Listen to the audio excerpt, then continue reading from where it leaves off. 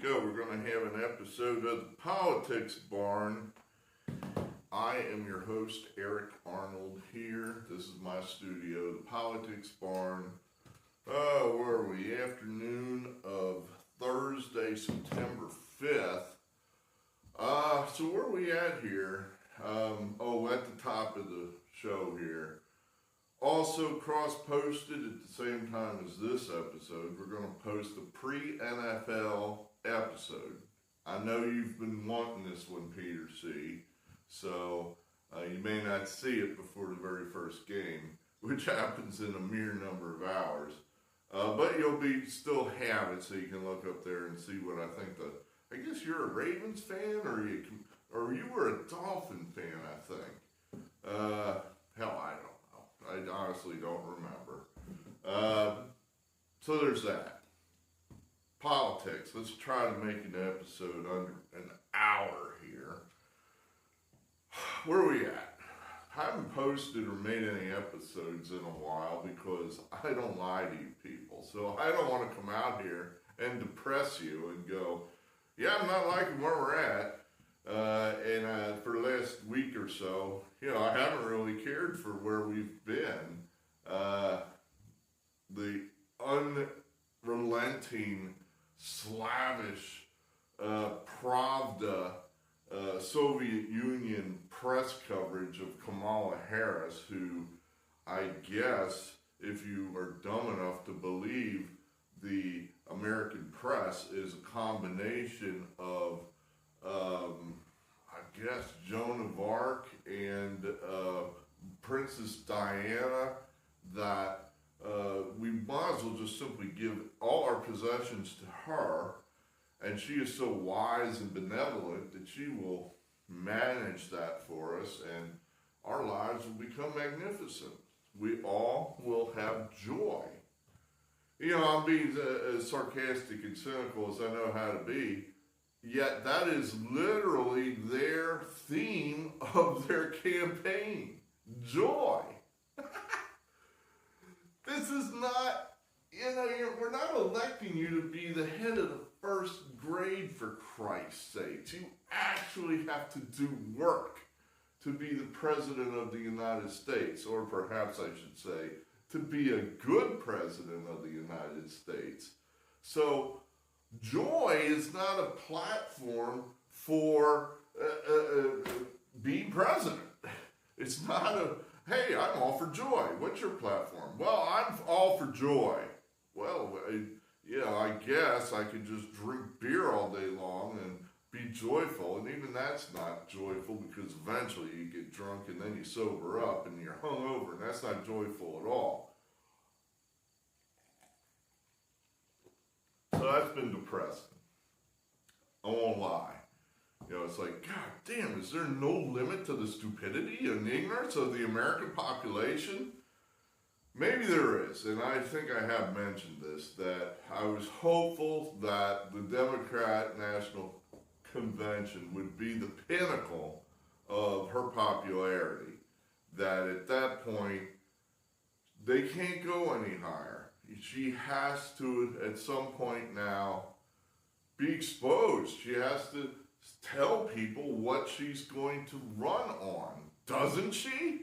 For the most part, she has not, and has not taken any questions, and is just running the Joe Biden, I'm hiding in a basement campaign, which I hate to admit was successful.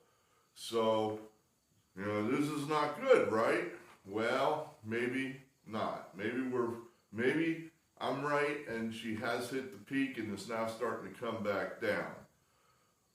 A number of things that I've seen where I go, okay, this is a good sign. This is a good sign.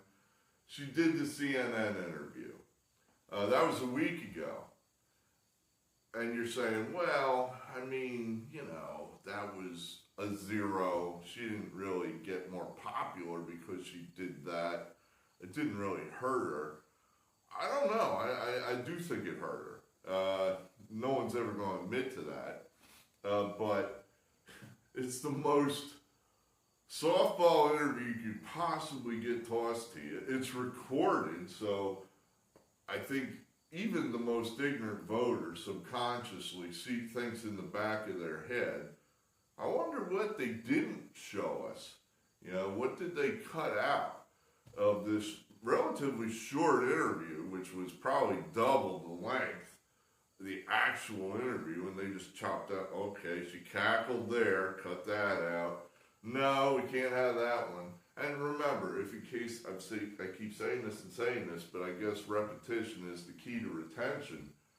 You have to know that CNN is part of the Harris campaign. All these networks are working, if not explicitly for the Harris campaign, implicitly. That there may be an arm's length. It doesn't say Harris campaign on the building where CNN's located, but I wouldn't be surprised if a Harris campaign employee doesn't have a desk, if not multiple employees inside that building. And if they don't, they certainly are on speed dial or whatever they call it now, where they're just texting back and forth all day long. What do you want us to say now? What's our message of the day? What are our talking points today? So all these outlets, MSNBC, CNN, Washington Post, New York Times, CBS, ABC, NBC, they're all working for the Harris campaign. So don't listen to a word they say. All they're going to do is lie to you. All they're going to do is try to lie about Donald Trump and lie about Kamala Harris and make her into something she's not.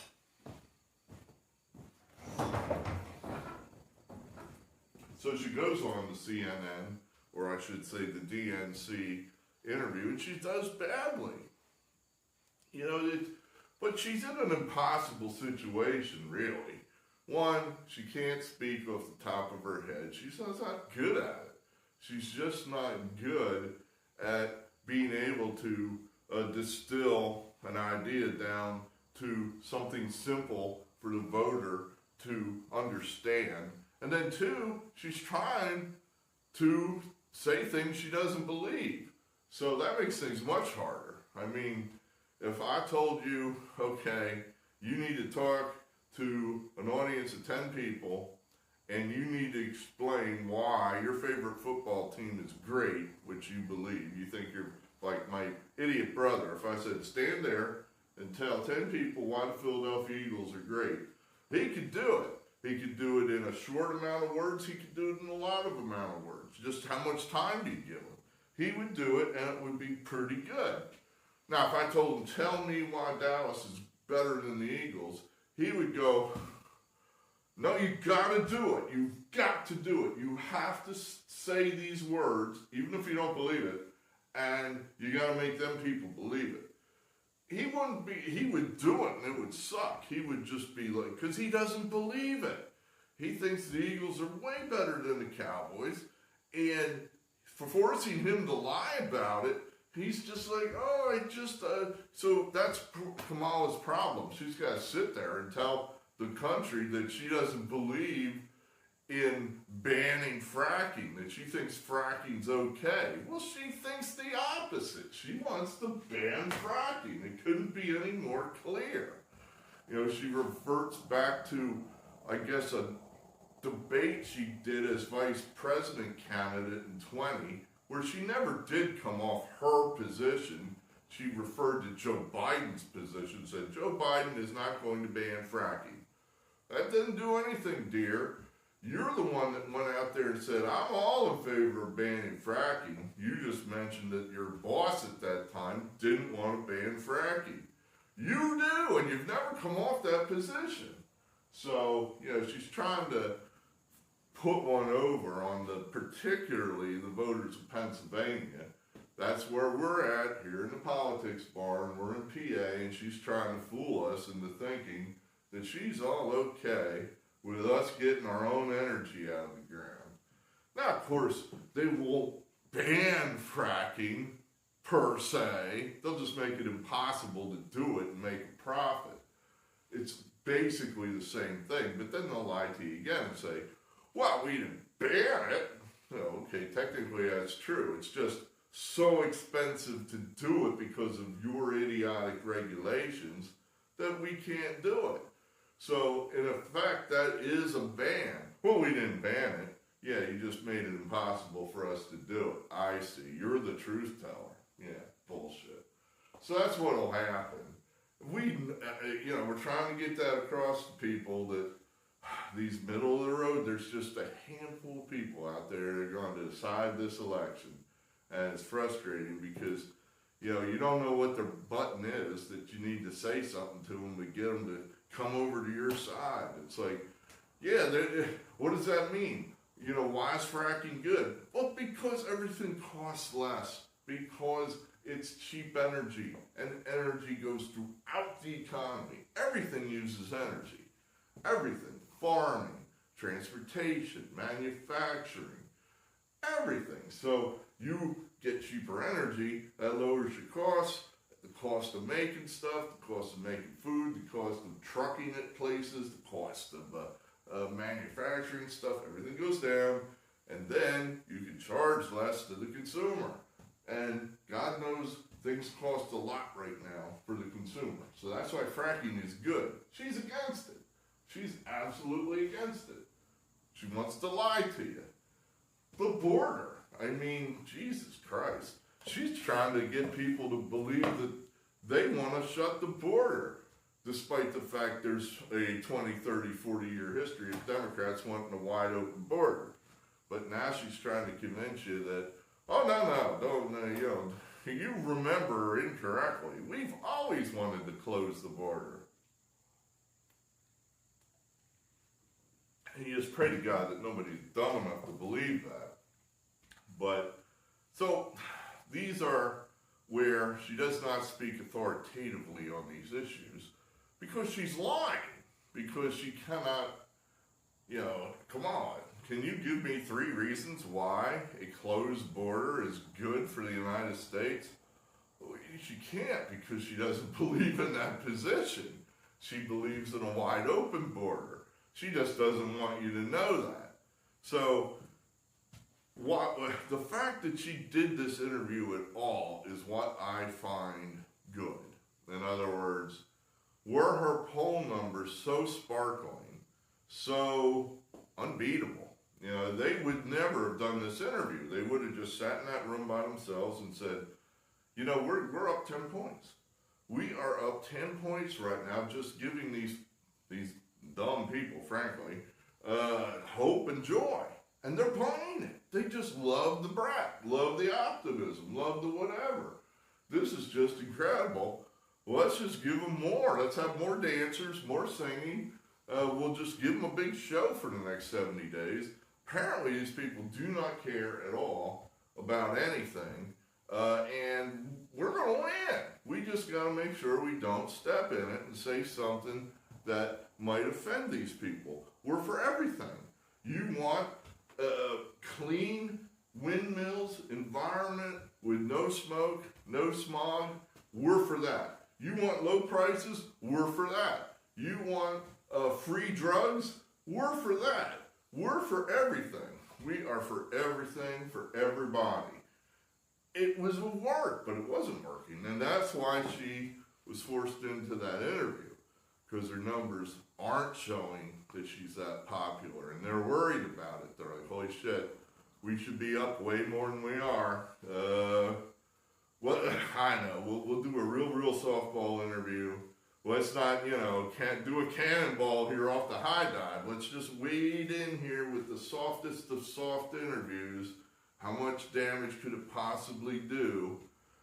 And she's got to be spoon-fed here because she's not competent. And she still screwed it up. So that's good. That's good.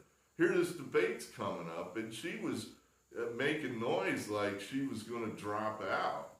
That she's trying to move the goalpost for the umpteenth time. Oh no, I want the microphones on, and I want to be seated, and we want notes, and Trump's like, what? No, I mean, we agreed to this weeks and weeks ago that It was be the exact same rules as the CNN debate, which you guys insisted on. We weren't cool on it at the time, and then it turned out we did okay, so we're just wanting the same rules. No, no, no. Well, now she agreed to it. You know, why?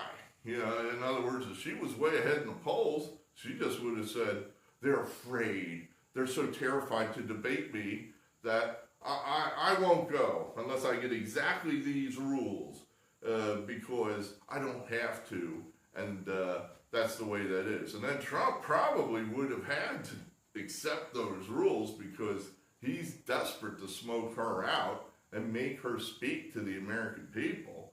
Well, she didn't do that, though. She's the one that was basically bargaining from a position of weakness.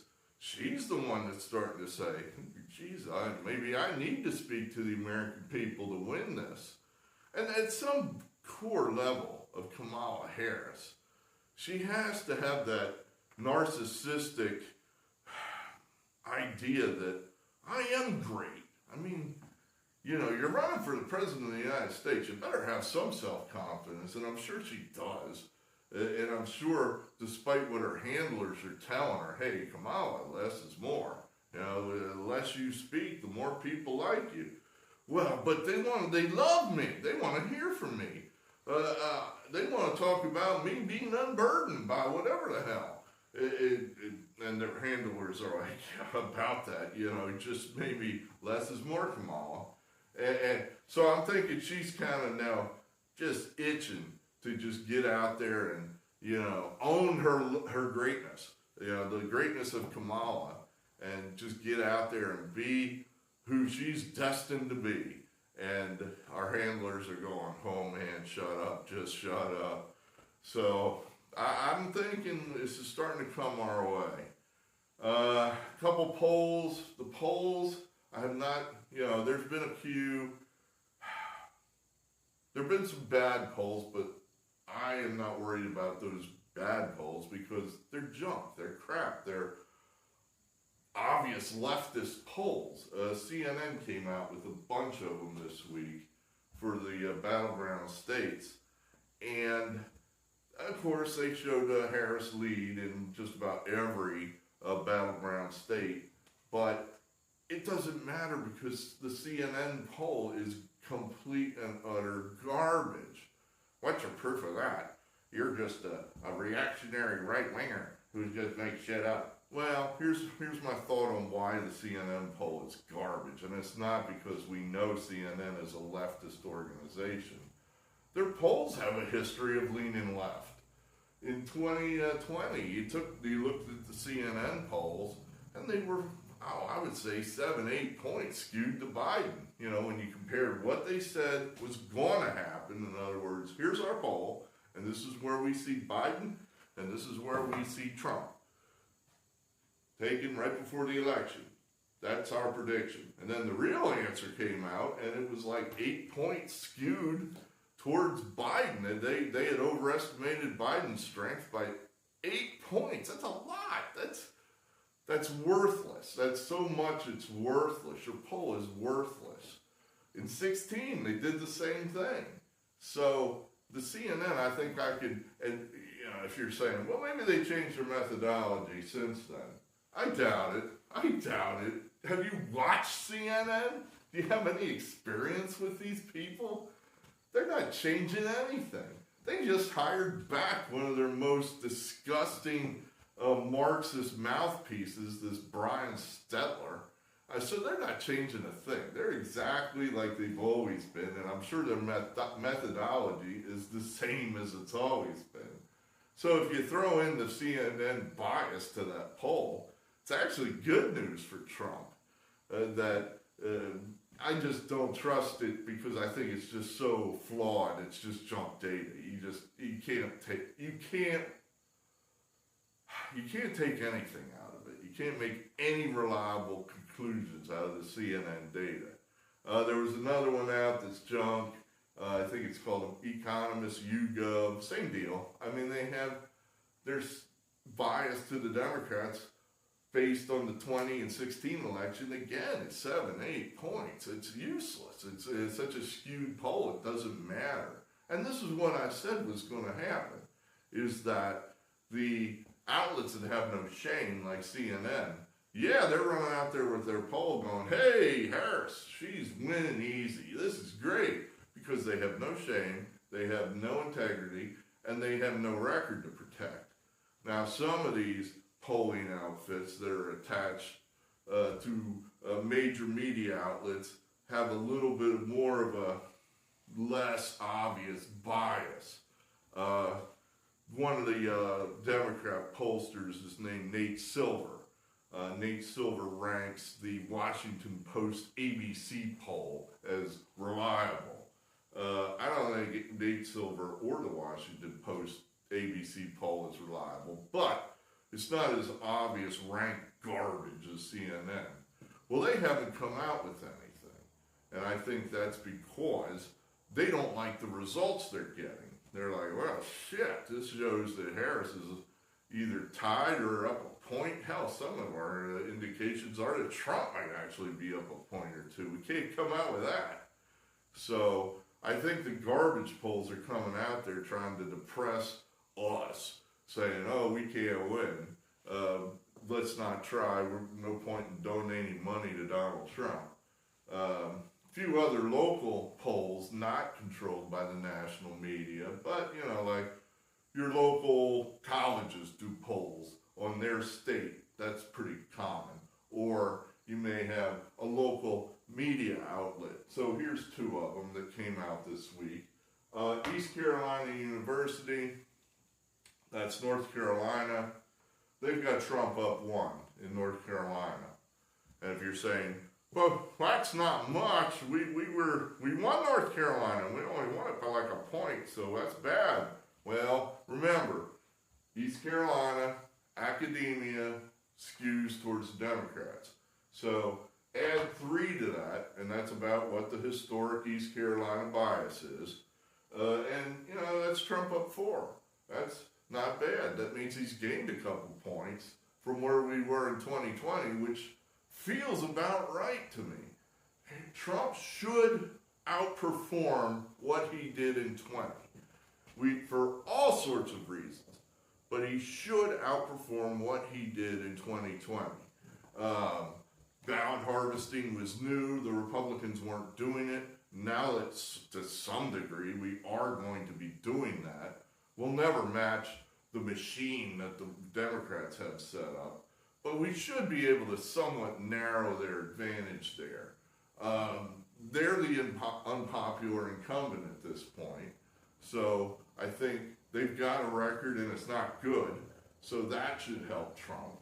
You know, there's 2 things right there. The Detroit News, again, a media outlet, Trump +1. The Detroit News add a couple points because it's a news outlet that's leftist, and you know, Trump might be up 2 or 3 in Michigan, and Michigan's one of those states where we're expected to lose, frankly. So, you know,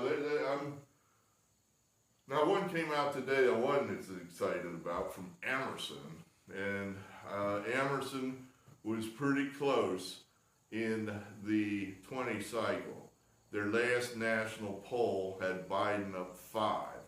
Biden ended up winning the national vote by 4.5 points. So that's pretty close. Their national poll, which come out today, had Harris up 2. Like, I mean, again, still fits in our model in that Trump lost the national vote in 20 by 4.5 points, and he lost everything because he lost the Electoral College too. Trump -2 nationally might just be enough, but, you know, Democrats win the ties. You know, in baseball, the tie goes to the runner. In politics, the tie goes to the Democrats. I think that's in the Constitution.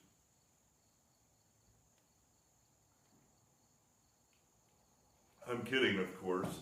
If that actually was in the Constitution, the Democrats would be less likely to want to tear it up. They'd still want to tear it up and just, you know, put in their own Marxism. So, I was thinking about Kamala's word salad, her, what she wants to be her dumb phrase, her ask not what your country could do for you, but what you can do for your country. That's my Kennedy impression, John Kennedy. And that's great and all. I don't think he did that during the campaign, though. I think he came out with that after he was president. But this, what is it now? She says, let's dream about what can be possible, unburdened by the past. It's like, what the hell does that mean? She wants us to be her, we've got nothing to fear but fear itself, which I guess is, actually similar to it in that was FDR's slogan, and it's about as stupid as, and he was a communist too, more or less, as Harris is. But it's like, what does that mean? Let's just have no fear. I just watched a movie that my cousin-in-law turned me on to. He said, watch Fall.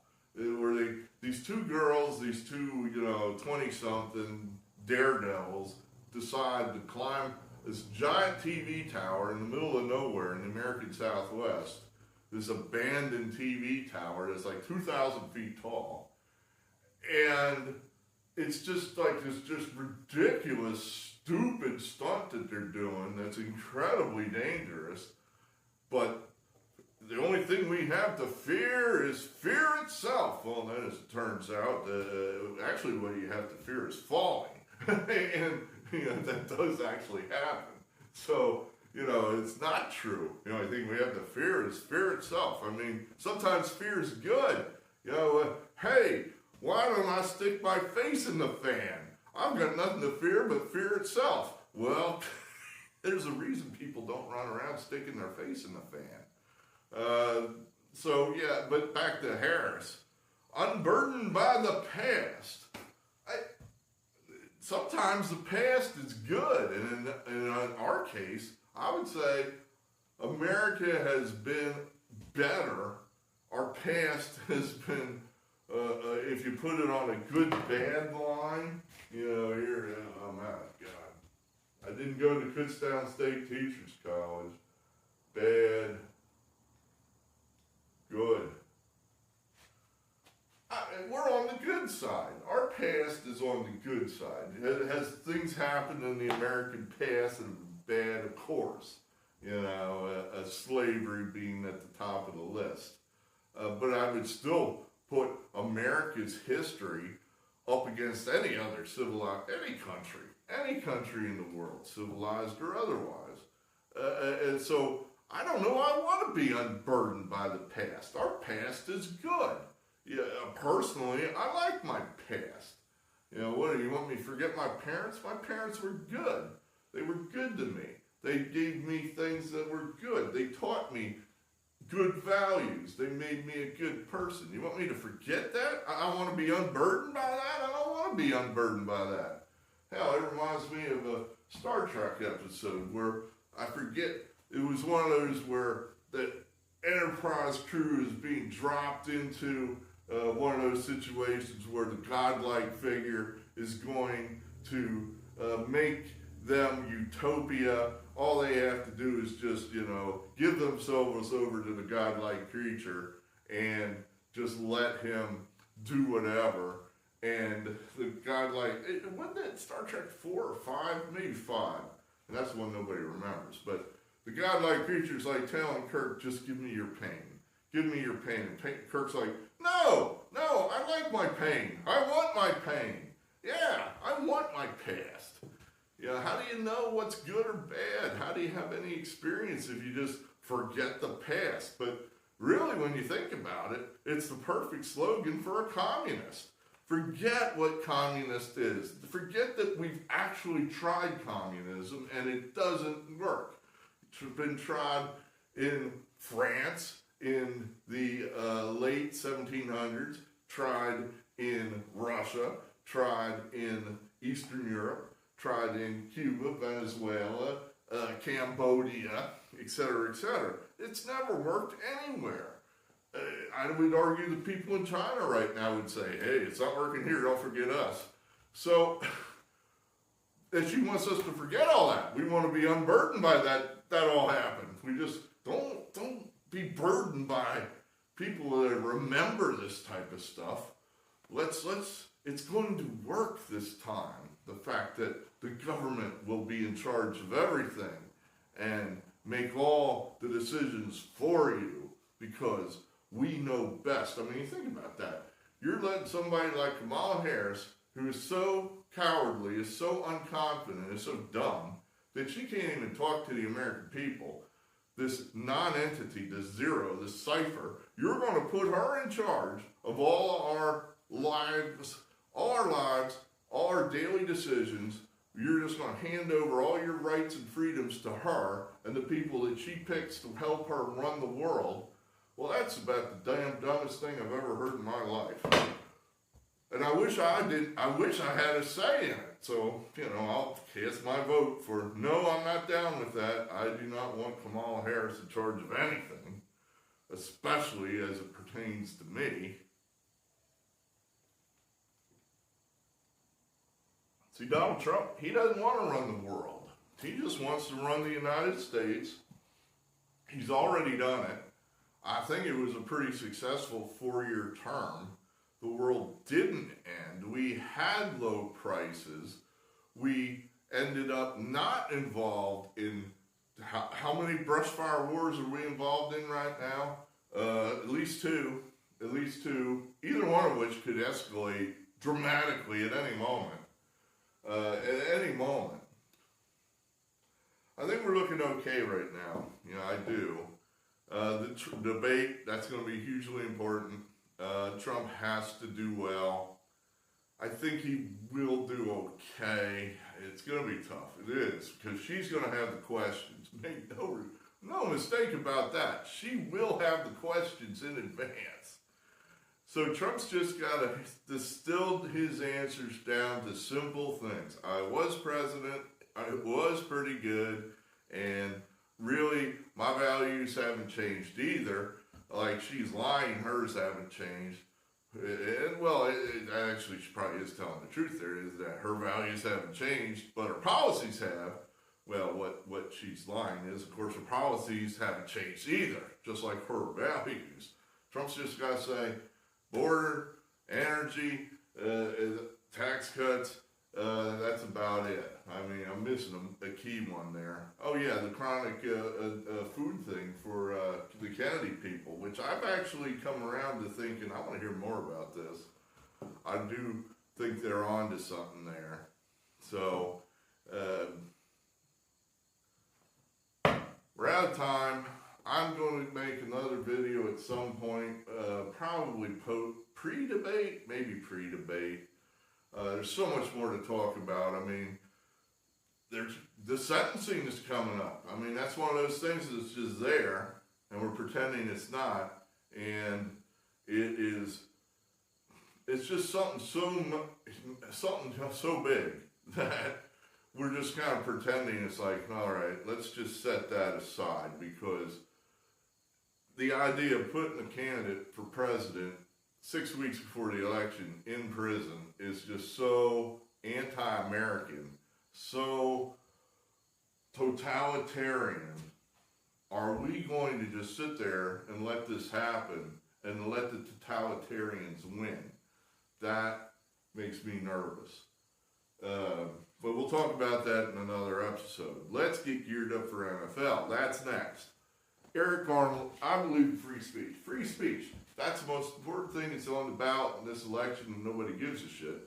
But that Trump free speech, Harris censorship. We'll talk about that more later.